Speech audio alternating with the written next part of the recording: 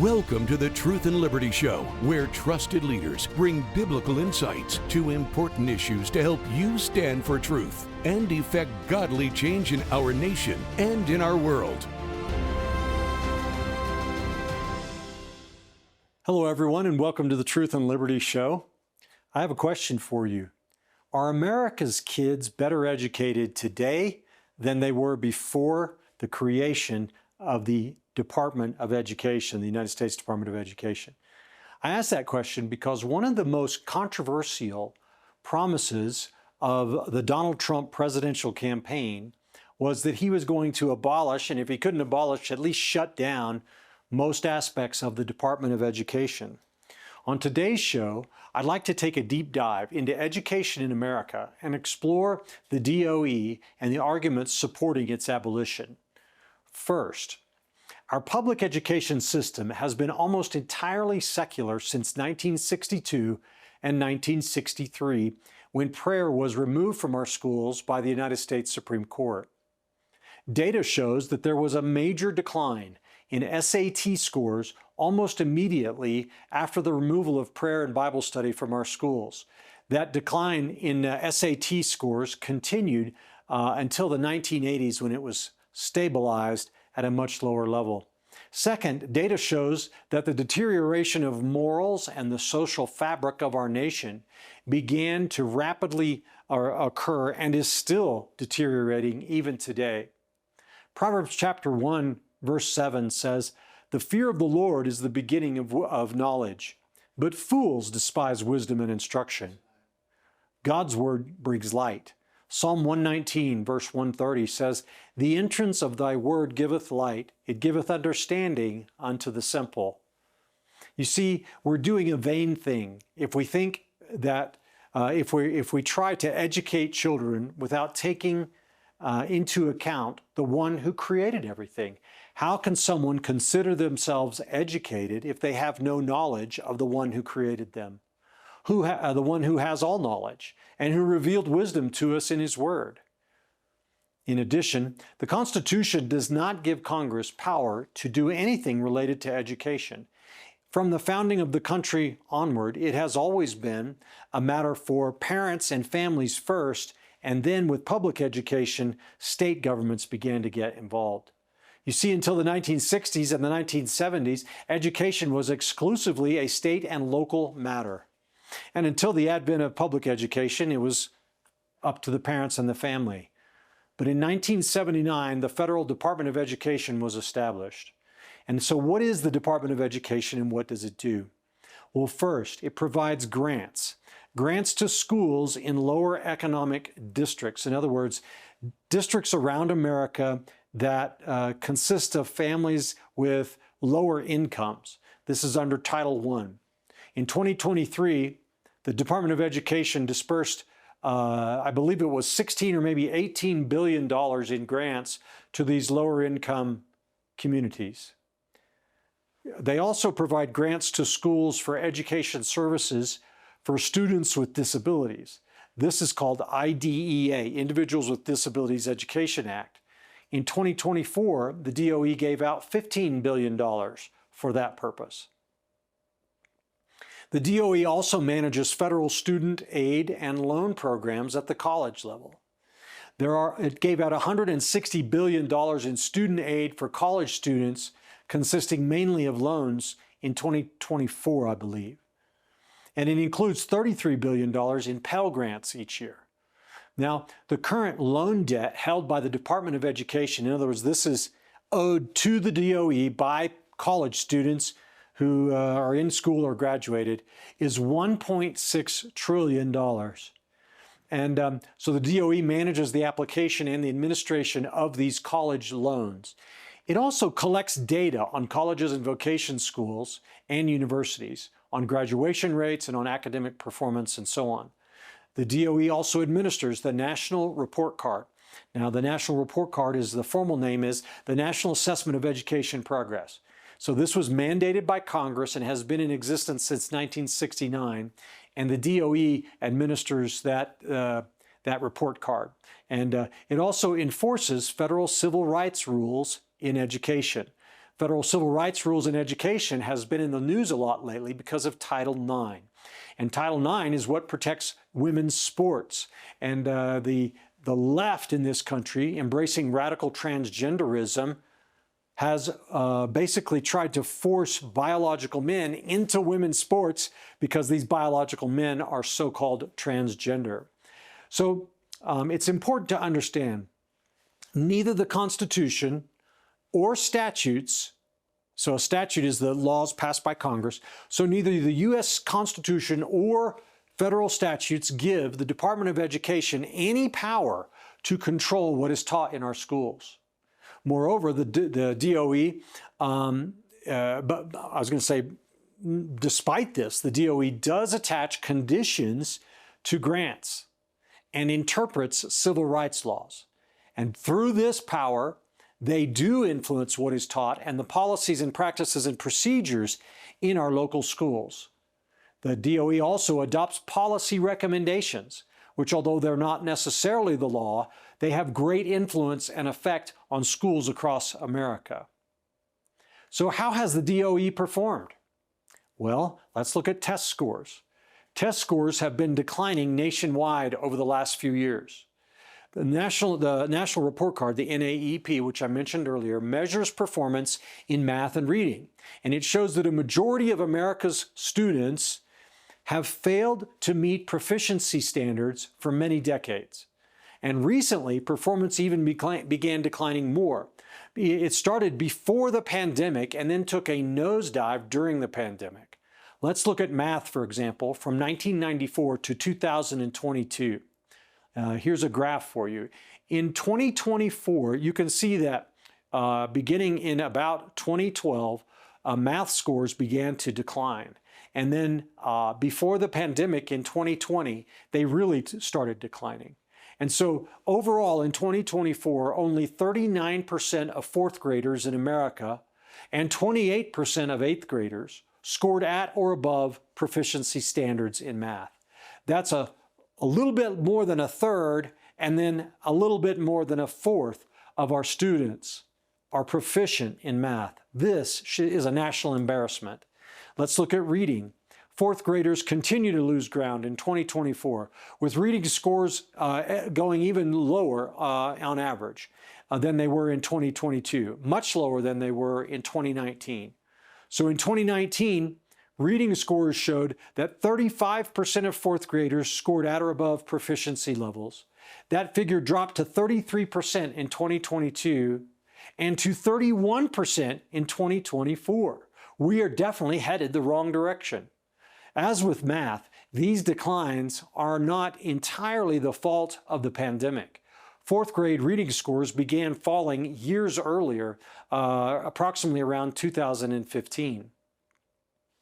So it's interesting that scores began dropping in approximately 2012 to 2015 range, and we need to ask ourselves why. Well, there's a little bit more history you need to know. Even at our best, a majority of students in America have been below proficiency standards for decades.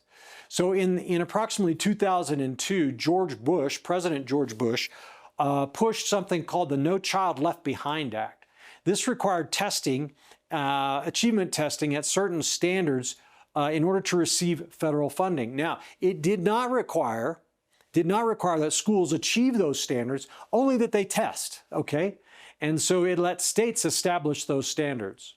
Some people say that this pushed a teaching to the test philosophy. In other words, we're going to teach you what you need to pass the test, not what you need to know to be a good student or scholar.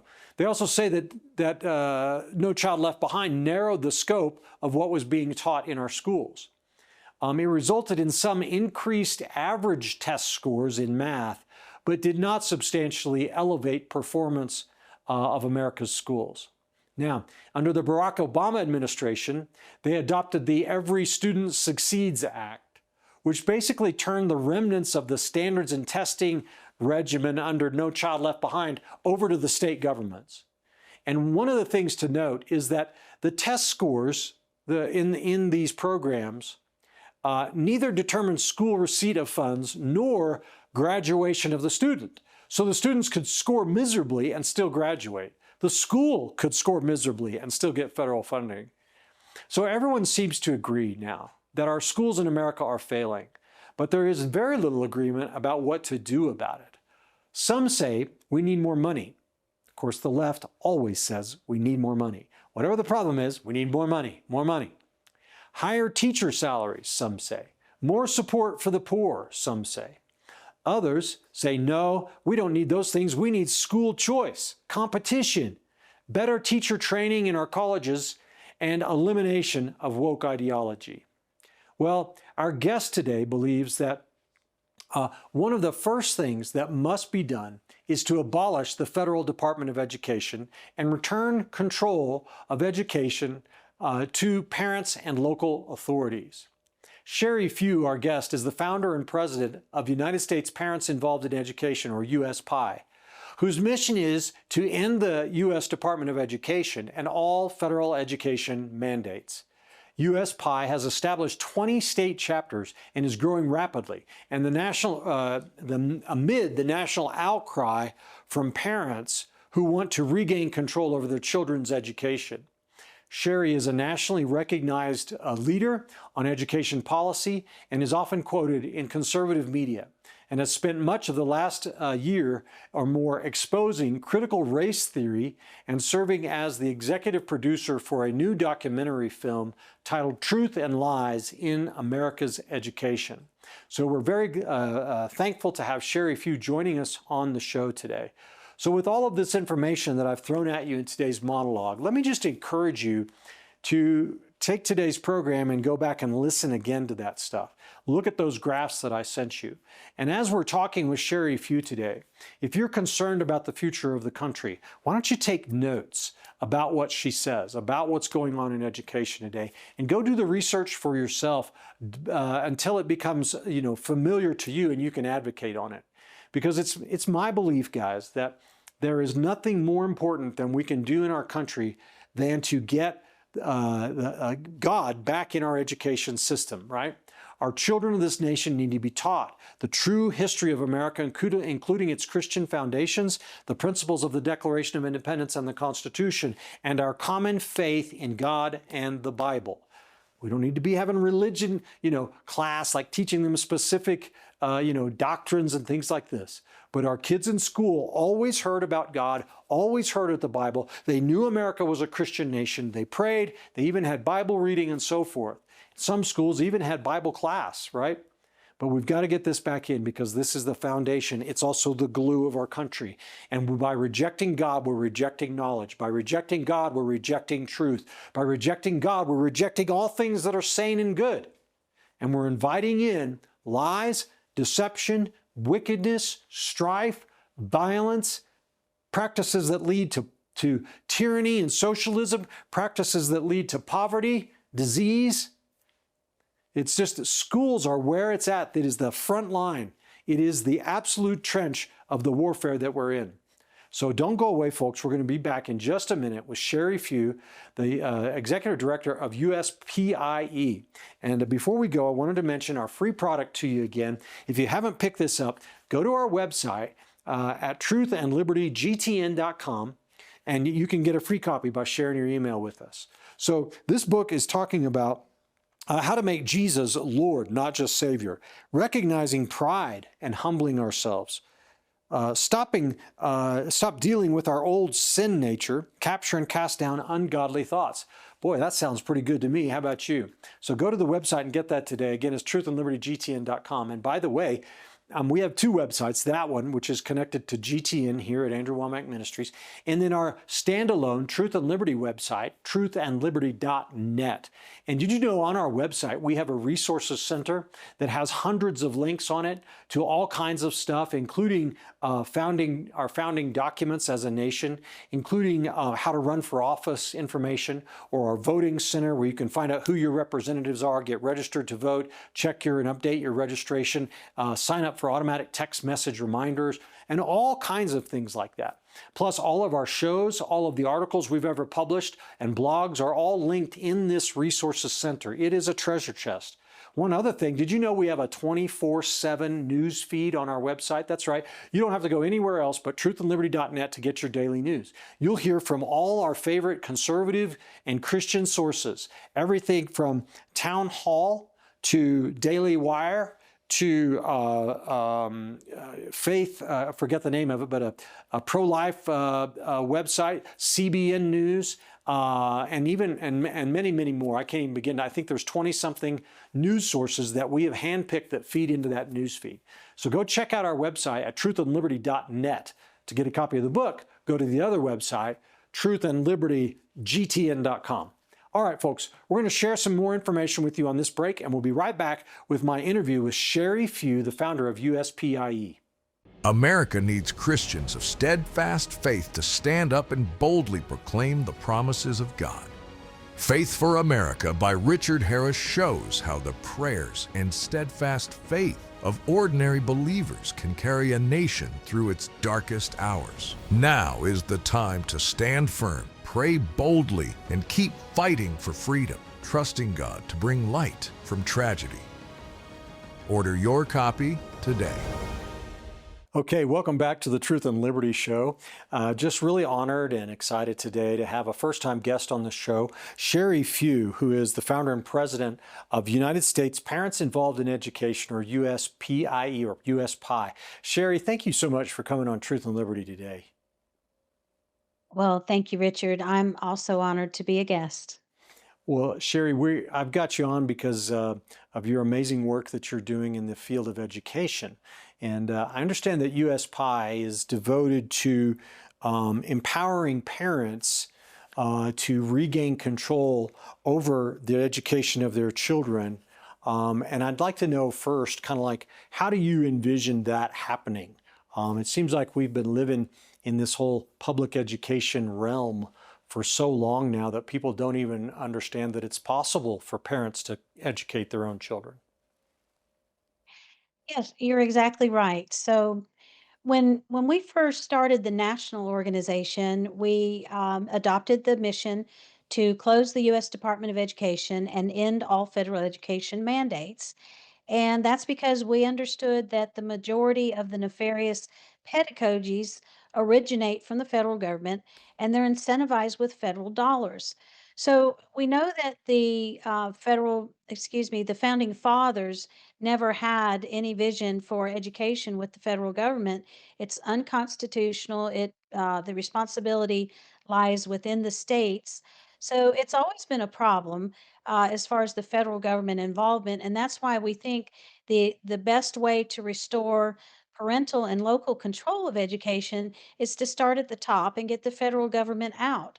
So beyond that, which is a heavy lift, we have to understand that it will take an act of Congress for that to happen, and there are other federal education mandates that would have to also be removed. That mandates that were created through other federal laws that have basically hamstring states to comply with whatever it is they choose we should comply with within the states.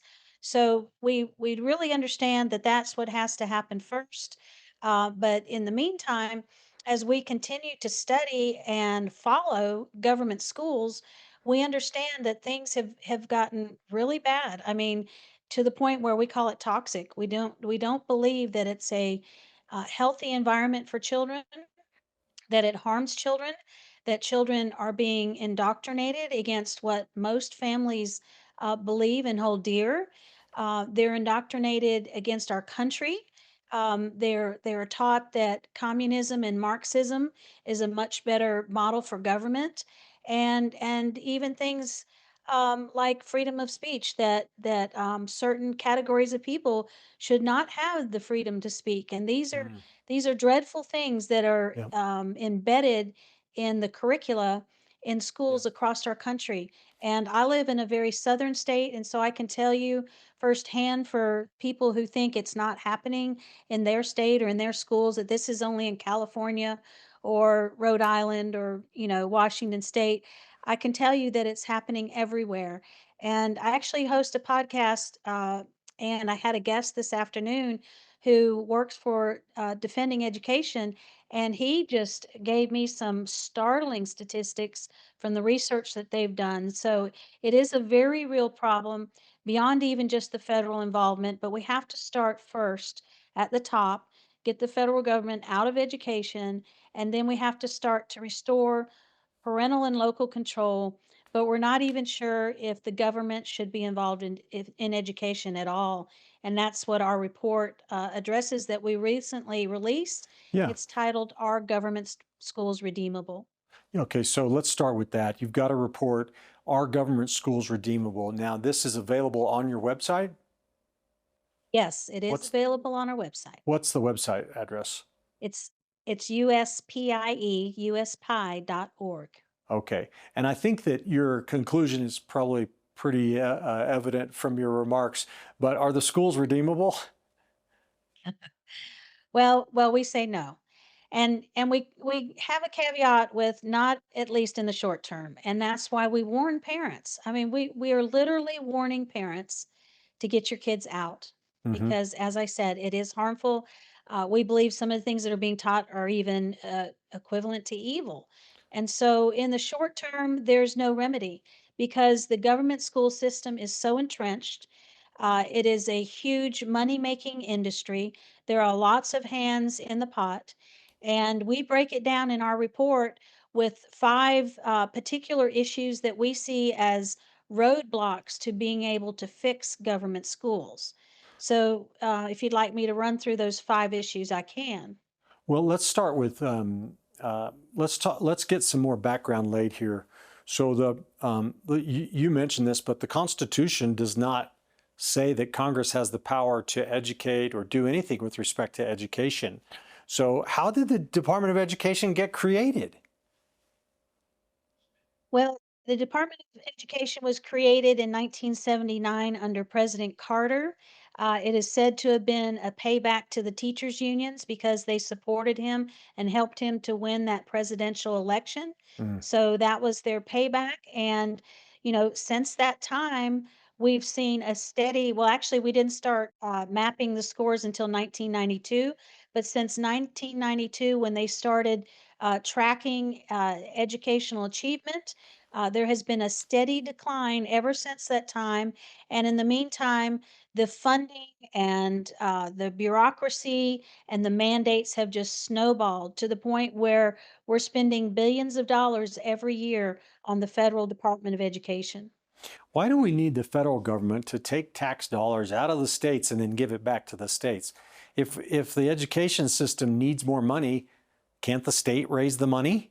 Why do we have to have the federal government involved?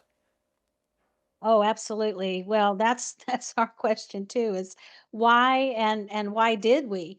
It was never a good idea from the start. Mhm. And so there was also another influence in 1980 there, I think it was 84, there was a report that was released called A Nation at Risk, and it showed how American students were behind their peers in other countries, and that was during the Cold War, and people were concerned that it would be a security risk for our country. So somehow they thought that the federal involvement, along with implementing standards, that was the first time that we ever had standards, was in the 1980s. We didn't have standards prior to that. So this was a whole move to try to improve outcomes in education.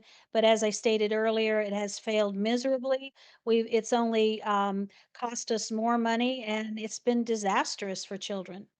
So you had talked about toxic pedagogies. So pedagogy is basically an area of study, right, or a way of looking at a subject, right? So I'm going to teach about this subject from this point of view. And you're saying that what's happened is the Department of Education or the federal government is saying you're going to get this money only if you teach this pedagogy or from this point of view, like CRT, for example. Is that basically what you're saying? Yes, that's right. And so a good example is the Common Core standards that were implemented across the country in 2010. And So those standards were required to be competitive in what they called the race to the top grants. So, government schools always want more money. So there was this offer from the federal government that you could be awarded big grants. It's called Race to the Top. And in order to be competitive, you had to adopt the Common Core standards. You had to have already adopted them to your state board of education, and then you would get extra points on your grant application if it had already been adopted. And the standards had not actually even been finished at that point. And yet, every state in the nation, because they wanted the money, adopted the standards. My state was one here in South Carolina, adopted them before they were even completed, just so they could be competitive in the grants. And then not every state was awarded a grant. It was only about being competitive. So even the states who didn't receive the money adopted these standards. These standards were extremely faulty. My colleagues from around the country who helped form our organization, it actually catapulted from that situation because we had all fought in our states to repeal the Common Core standards, only to have them rebranded under a different name. So every state in the nation basically still has the Common Core standards. They call them college and career ready standards. That's what the federal government and the left is so good at, is when something does become toxic, they just give it another name so you can't find it. And that's exactly what's happening today with diversity, equity, and inclusion, which President Trump has signed an executive order prohibiting at colleges and universities, and in K-12. And so now they're calling it family and community engagement of all things. I mean, it Yeah. it has no reflection on what they're actually teaching, but Wow. I'm sure they have some rationale for it. And so, Sherry, you mentioned that in your report, are our schools redeemable? You said there are 5 areas that you look at. What's the first area? Can you comment on that? Yes, the first area, rightly so, is government involvement.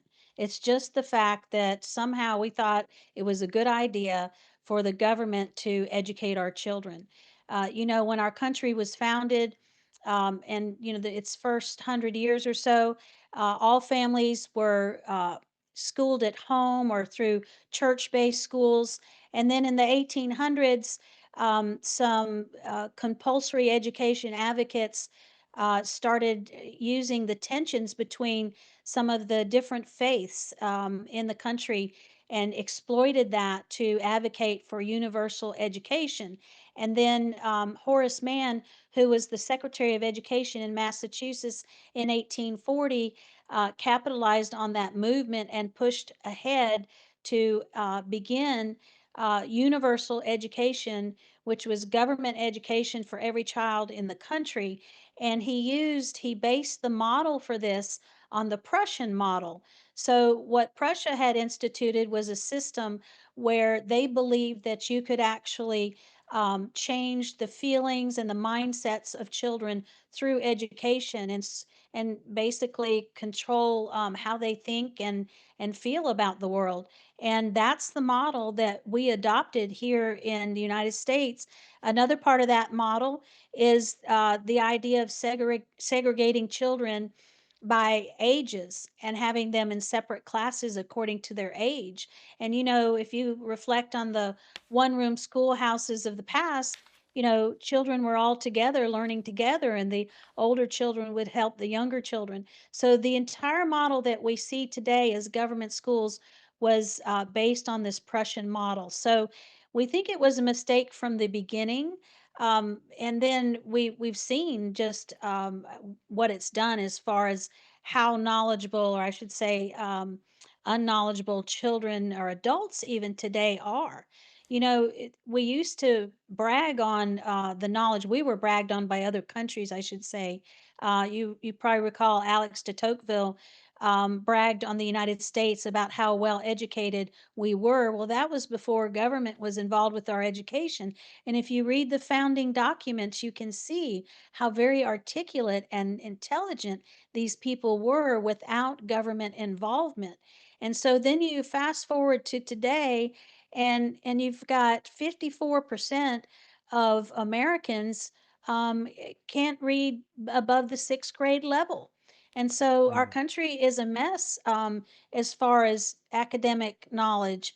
And that's why the government involvement is the first issue in our report that we address. Well, Sherry, if we say no, those schools aren't redeemable, then basically, are you saying that parents should take their kids out of school? And if so, where are they supposed to take them? Well, there are lots of models that are available today, thankfully, because there are people that have been working on this for decades. There's a wonderful resource that I'll recommend for parents. It's a website called Public School Exit, and there you Mhm. will see lots of different organizations, like I said, that have been working on this for decades, and they offer several different models. Of course, homeschooling we believe is the very best option because it's actually biblical for parents to educate their children. It's actually a command in the Bible, and so the parents are ultimately the ones responsible for their children's education. And homeschooling is a very rewarding experience. It's amazing that today we're sending kids to government schools and they have to sit still in their chair, for 8 hours. They can't talk in the lunchroom, and Mhm. all of these restrictions and barriers and the length of time it takes. Whereas home educated children can learn more than what a child is learning 8 hours in a government school in just 2 or 3 hours at home. And they have lots of opportunities to learn according to how it best suits them. It could be hands on, it could be visiting museums and lots of different methods instead of being stuck in a classroom. So home education we recommend as the best model, and we do believe it's biblical. And then, of course, there are the other models. There's good private and Christian schools, but you have to understand too, these are also based on that model of segregating children by age and grade level. Um, and then there's some hybrid models where they mix home education with some in-school, not government schools, but where they get together with their peers for a couple of days a week and they home educate the other couple of days. So Yep. there's lots of varieties out there for parents to choose from. And we believe that because it is a God honoring decision to remove your children from government schools, that if you seek the Lord and ask for his provision, he will provide for families that are concerned that they need two incomes or they can't afford private education. We do believe that God will provide for these families that will do what is in the best interest of their children. I've seen this before. Now my family, we've done just about everything there is. So we've done private Christian school, we've done public school, we've done traditional homeschool, we've done homeschool where our oldest boy went to a Christian school campus for 2 days, was home for 3 days, or maybe he was there 3 days and home 2 days. But anyway, we've done all this stuff. So we definitely believe in homeschooling, but my question is this: what would happen if the Church of Jesus Christ in America took responsibility again for educating the youth of this nation? What if in every major city the churches got together and said, "Hey, we're gonna create a school. It's going to just have basic Christian doctrine. We're not going to get anything that's we don't agree on, and we're going to just have the best education possible for the kids of our community." Would that just transform our country? Oh, absolutely. Absolutely. So, the part of the Great Commission that many people leave off is to make disciples Yes, of people. that is the So, Great Commission. education certainly is discipleship. Yep. And so the churches, I believe, absolutely have a role in this and could be a great solution. And churches could even have benevolent funds for families who can't afford the cost perhaps of a private church-based school. So Yeah. churches should be involved, and it's unfortunate that so many have not even engaged Yep. in the culture as far as what's happening in government schools. Again, the things that children are being taught are just pure evil. I mean, when a child in kindergarten is being uh, read picture books that says they may or may not be the sex that God created them to be, we're talking about kindergarten students are being Mhm. manipulated and indoctrinated this way. This is evil, and parents have to protect their children from this evil. It's just unconscionable that we continue to turn a blind eye, and I believe churches should be speaking out about it. I think just as they may do pro-life sermons, they should also be talking about what's happening in government schools with their children. Well, and so Sheri, uh, what's the second area that you look at in your report? Are our schools redeemable? So the second and third issues are related. So I'll just group them together. So it's the colleges of education. So it's where our teachers are being trained. The colleges of education in most universities is the most liberal discipline there is. And this is where teachers are being trained. And if you think about it, most teachers are very young. They're fresh out of high school. They've already had somewhat of an indoctrination in K through 12, and they go off impressionable into colleges, and they are steeped in not only critical race theory, but all sorts of critical Marxist theories. There's critical queer theory, critical feminist theory, and they're all wrapped up in something they call culturally relevant pedagogy. And they are trained how to embed this into every subject at every grade level. So that's where the pedagogy comes in. It's not necessarily a curriculum or a textbook that you'll find, but it is a method where teachers are trained to teach children this way. So not only that, they are also trained um, to teach children to become what we call social justice warriors. They are told that they lay out all these problems in society, that America is systemically racist, and it is our whiteness that's caused all of the problems, and then it's their responsibility to fix those problems.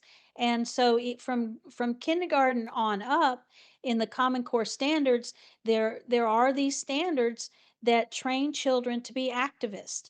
So teachers are taught all of this in the colleges of education, and they Mm. transfer it to the students. So then the third issue, which is relative, is the teacher accreditation process. So what is, excuse me, the teacher certification process. So you have to be certified to be a teacher, and what they certify is what the colleges of education are teaching.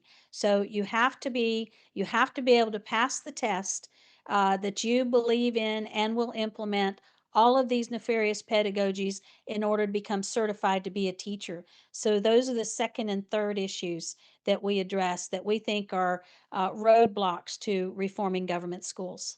Excellent. And people, again, get that report on your website. What's the address again? USPIE, that's uspie.org. .org. Okay. So Sheri, but what's going to happen if to the funding for our public schools if we abolish the DOE? Well, there should be a lot more funding available since we spend billions annually on the federal department with all of their employees, the building itself, all of the grants and everything.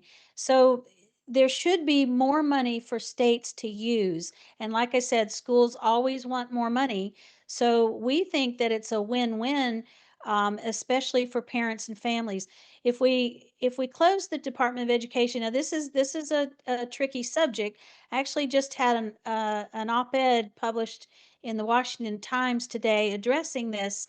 Um, so the Secretary of Education under President Trump has come up with these interagency agreements to try to transfer the programs from Department of Ed into other federal agencies. And we think this is a huge mistake.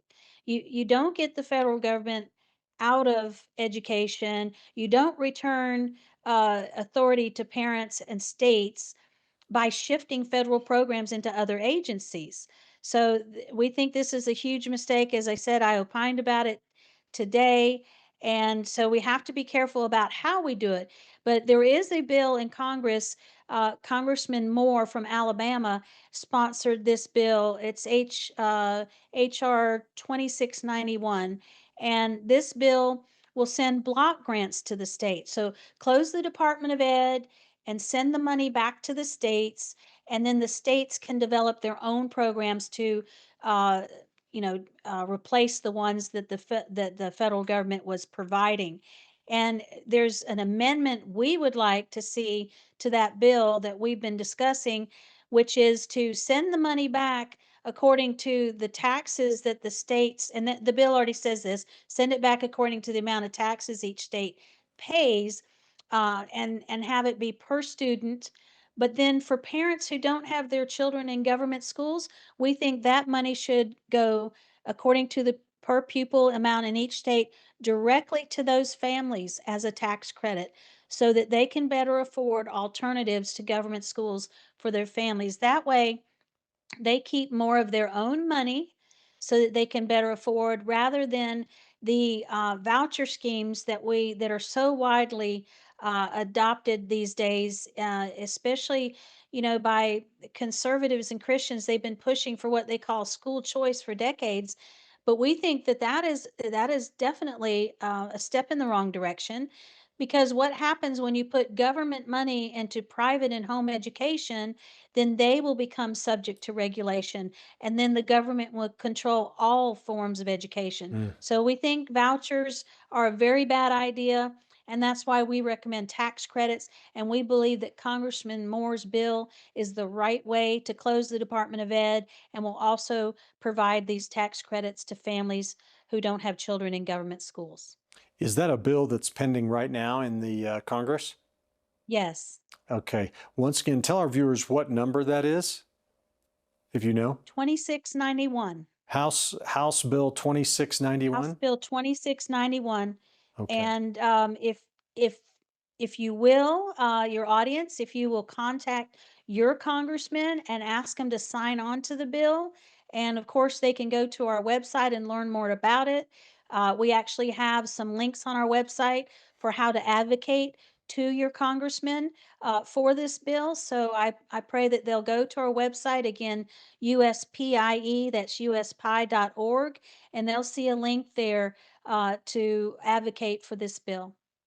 Sheri, one of the areas that to me is just incredibly offensive that is happening in our schools is in sex ed. A few years ago here in Colorado, where we are, they introduced in the state legislature a bill that required called Comprehensive Human Sexuality Education, or Comprehensive Sex Ed.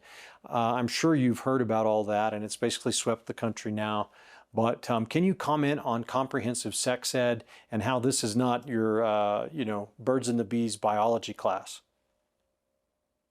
Yes, comprehensive sex education, while there were a new set of standards that were released, I don't know, 5 or 6 years ago, it's actually been a movement among the liberals for some time. And I have a lot of experience in that field because I've written several abstinence until marriage curriculum, and we've been involved with implementing those programs here in South Carolina where I live. So I've been very familiar with these standards, these comprehensive sexuality education standards. They are insidious. They start at very young ages, teaching children that, things that children aren't even thinking about. They first put it under the guise of HIV prevention. And it's interesting, we don't hear much about HIV anymore, but for a very long time, it was a huge focus, and everybody was very scared, almost like they were of COVID, of getting HIV, even though it was really in certain populations and shouldn't have affected so many people. And so that was the big push at that time, was we have to prevent HIV, so we have to teach children how to have quote unquote safe sex. So instead of um, teaching children not to have sex until they are married, which is the only way to prevent sexually transmitted disease and pregnancy, is instead they were teaching them how to have sex. And so that's what these standards are about. And they've only grown worse over time. Um, they promote abortion in some states, and they obviously now prevent the LGBTQ agenda with Hmm. emphasis on the T, on the transgender aspect. And so, and even in the state of South Carolina where I live, we had a really good law, and it was actually titled Comprehensive Sexuality Education Act, and it was enacted in 1986. And we put guardrails in there so that you couldn't teach certain things until a certain age. We said you couldn't discuss um, uh, anything other than heterosexual behavior. And then we were sued just a few years ago by an LGBT group, and the court ruled in their favor, and so those rails were removed. So now, even here in South Carolina, they're teaching these things to children at very young ages, and most parents are not aware. And some schools have um, laws. In fact, our state has a law where the parent's supposed to get notified and they can review the curriculum and opt their children out. But oftentimes, the letter goes home to the parent, and the kid doesn't want to be excluded from the rest of the class and made fun of. So the letter even never gets home to their parents. So a lot of parents aren't even aware that this very insidious sex education is rampant across the country. There's so much more to say about it. Your answer is phenomenal, but keep in mind too, and tell me if I'm right on this, but a lot of this stuff, especially the abortion and the transgender stuff, is woven into other classes throughout the school, not just in the sex ed class. So even if you opt your kid out of the sex ed class, you've still got to contend with the indoctrination going on school wide. Am I right on that one? Oh, you're absolutely right. Yes, that's how they hide these things, is they Mhm. embed it throughout. And and when it comes to LGBTQ, there are clubs on the school campuses that children can join without parental consent. And in some states, um, in many states, children are being counseled into a transgender lifestyle without their parents' Yes. knowledge. I've interviewed several people on my podcast who have horrific stories. One story from I think it's Rhode Island. The parent didn't learn that their child had been transitioning behind her back for 2 years Mm. until the child attempted suicide right in front of the mother. And so when she takes the child to that hospital, this is when she learns that this was happening. So it is beyond belief that the schools have taken over this role that solely belongs with the parents, that they're doing things that are so harmful to children and doing it without parental consent or knowledge. Well, Sherry, thank you for that. It is a huge subject and but so vital. But I wanted to ask you this: in looking at your website, you've got a board of advisors and your normal board, and they both have just people with amazing credentials and background. Can you comment on that? And how did you assemble such an amazing team of qualified people? Well, thank you. I take that as a compliment. Well, when we started 10 years ago, it was at the end of the Common Core battle. So a lot of these experts we had interacted with during our fights in our states against the Common Core standards. People like Alex Newman, who I revere, he is such a pioneer in this field. We're just honored to have him on our advisory board, and so many others that were involved with the Common Core fights. Some of the experts. We are honored and thrilled to have them in an advisory capacity. We also have a board of directors who are like me. They've studied education policy for decades, and we've learned so much over the years that we've been trying to share. And it's funny. I like to tell people, 10 years ago, I used to come back from conferences in St. Louis that were led by Donna Hearn, who's now passed, but she was another pioneer in this field. and I was looked at like the tinfoil hat lady. I mean, even my father, who taught me my conservative values, said, "Oh, Sherry, you've really gone off the deep end now." When I would warn them about the things that we saw happening and what was coming, and everything that we predicted has come true, and is just 10 times worse than we ever thought it would be. So, just as an example, I want to get your reaction to this. But last week I saw a new poll that came out that showed that 90%, this is a shocking number to me, 90% of America's college students believe words are violence. Now, that's a little bit of a strange phrase, but it's indoctrinating young people to think that if someone says something that doesn't fit the accepted ideology, that you can count it as violent behavior. And of course, we know that if it's violent, then it needs to be addressed through oppressive means, law enforcement, or use some kind of force to shut it down. So is that what our kids are being taught? Garbage like that? Progressive Marxist ideology like that? Absolutely, absolutely. So again, I had an interview earlier today, and one of the things I learned were a couple of new terms. One they call liberated tolerance. So now they're saying that you shouldn't be tolerant of people that think a certain way. You know, tolerance used to be the big mantra of the left, and now they have liberated tolerance, where you don't have to tolerate certain people. Of course, they call them fascists or Nazis, or whatever their slur might be. But so that's one term, and then the other term had to do with freedom of speech, and it was something similar, derogatory toward freedom of speech, that people who thought a certain way were not entitled to free speech. Mm. So that lines itself perfectly with what you've just described in the survey that you mentioned. Yeah. So it sounds like we're not teaching the principles of America's founding anymore. We're not teaching the principles of the Bill of Rights and the Declaration of Independence, or else that they wouldn't be saying these things. Yes, you're absolutely right. They're not.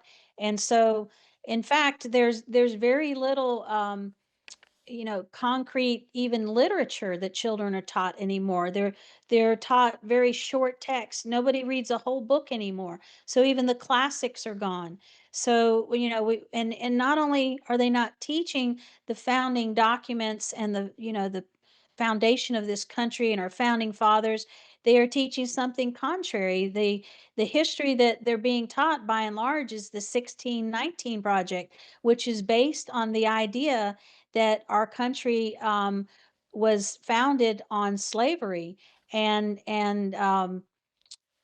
that we are systemically racist. So this is Y- what they're being taught. They're being taught that capitalism and Christianity and family values, all of these things are bad, and they say has made our country bad. And then the alternative they're telling them that is so good is Marxist and communism and socialism. And this is happening also at very young ages.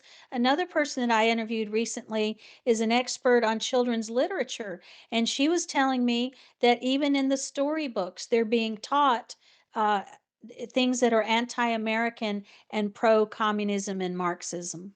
Yeah, so we need to get our kids out of these schools, that's for sure, Sherry. Once again, you mentioned Public School Exit. I think that's the program with the Dran Reese and Salt and Light Councils. Is that right? Yes, that Are is you, correct. yeah. And Alex Newman, I think, is their executive director. Oh, and well, Dran is a friend, and we've had her on the show and at our conference, so I can vouch for her, and I think that's great. Where can an average parent go? Let's say they're listening to the show and they're like, "Well, I don't know, think we're going to be able to homeschool. We don't know how to teach these subjects. Plus, we have to work. I mean, what are we going to do?" Where's the best place they can go to find out more about homeschooling? Is Public School Exit the place, or do you have other recommendations too? Well, that is one place. There's a lot of good information there, but there's also a new organization. Well, it's a couple years old now. It's called the Homeschool Freedom Coalition, and it's led by Emily Fort. She's formerly Emily Dorr, if you knew of her father, he was a pioneer in the homeschool movement. And so there's that organization. And then Nikki Truesdell is another great resource. She's been a guest on my podcast. She has some excellent resources. And then another guest I've had and colleague of mine is Sam Sorbo. She wrote an excellent book. I think it's called the Oh goodness, she's gonna shoot me for forgetting the name of her book. Something like They're Your Children. I think that's what it's called, but Hmm. it's an excellent book. My daughter-in-law read it when she was doubting whether or not she would be capable of homeschooling, and it changed her mind totally. Very good. So there's also homeschool organizations in every state. I'm sure with just a quick Google search or even asking around, you can find other parents who are homeschooling and ask Yep. their advice. And know first of all that you are capable, that you do not need a college degree of any sort. You don't have to be a certified teacher. You don't have to know every subject. You are capable of guiding your child's home education. And as I said earlier, it's a very rewarding experience. My daughter-in-law has been homeschooling my grandchildren for several years now, and she just glows about how wonderful it is. So Yeah. don't be scared of it. You are absolutely capable. Get with some other homeschool parents and learn a little more. Co-ops are a wonderful resource for homeschool parents where they get together with other homeschool families and the kids can learn together and play Sure. together. So this Yeah. whole myth about a lack of socialization is absolutely false. There are plenty of great social opportunities for homeschool children. Yeah. And not only Yeah. that, it is your choice of their peer influence. Sherry, you have actually a documentary film. It's called Truth and Lies in American Education. Tell us in just about a minute or a minute and a half, what is this documentary about and how do people get a copy of it? Okay, so the documentary is much like the title suggests. We're telling the truth. We're exposing the truth about the lies that are being taught in government schools, and it's an all-star cast. Some of the people I've already mentioned: Sam Sorbo, Alex Newman, Dr. Carol Swain, authors of books on the fake history that's happening.